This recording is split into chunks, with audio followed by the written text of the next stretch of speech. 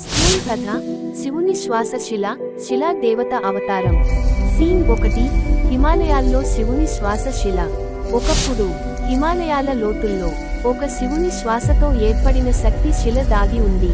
పురాణ గ్రంథాల్లో ఆ శిలకు బ్రహ్మాండ శక్తి ఉందని వర్ణించబడింది. సీన్ 2. నంది భక్తుడు తపస్సు. ఓ యువనంది భక్తుడు ఆ శక్తి శిల గురించి తెలుసుకుని హిమగుహలో తపస్సు చేశాడు. అతని ఆత్మీయత ఆ శిలను స్పందింపజేసింది. సీన్ 3. శిలా దేవత అవతరణ. తపస్సు తలెత్తింది. ఆ శిల తొలుత కదిలింది, తర్వాత వెలుగుతో మారింది, మానవాకారంలోకి పరిణమించింది. ఒక మహాశక్తి శిలా దేవతగా అవతరించింది. సీన్ 4. శక్తి ఉపదేశం. భక్తుడా, నేను శివుని శ్వాస నుండి పుట్టిన శక్తిని.